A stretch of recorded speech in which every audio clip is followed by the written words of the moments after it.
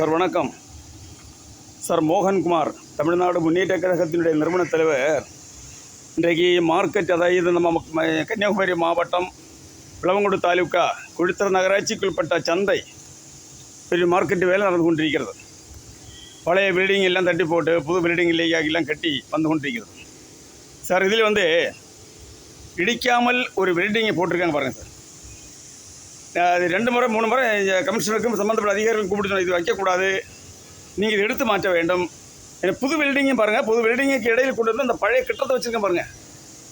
அது யாருக்கும் பிரயோஜனப்படாது. இது மட்டும் தான் ஓப்பனாக டோராக இருக்கிறாங்க பாருங்கள்.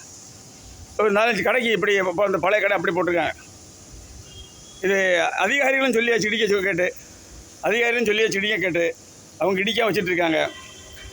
ரொம்ப பழைய பழைய பழைய ரொம்ப ரொம்ப இதாகி போச்சு இந்த கட்டம் பாருங்க. அதனால் நீங்கள் இது இடிக்க சம்மந்தப்பட்ட என்னுடைய மாவட்ட ஆட்சித்தலைவரை கொண்டு வருகிறேன். இடிக்க உத்தரவு போட வேண்டும்.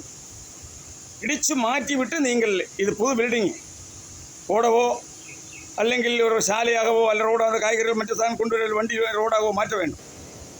ரொம்ப நெருக்கமாகி கிடக்கின்ற எந்த இதுவாக இது இடிக்காத காரணம் தெரியாது. எஸ்டிமேட்டை போட்டது புது பில்டிங் போடுறதுக்கு, இதுக்கு ஃபண்டு அனுமதிச்சது புதிய பில்டிங் போடுறதுக்கு, நீக்கியிருப்பு வச்சது புதிய பில்டிங் போடுறதுக்கு. இந்த பழைய பில்டிங்கை வச்சுட்டு காலாவதி ஆகலை, 20 வருஷம் ஆகலைன்னு சொல்லி அந்த சட்டத்தை கொண்டு வந்து பாருங்கள்.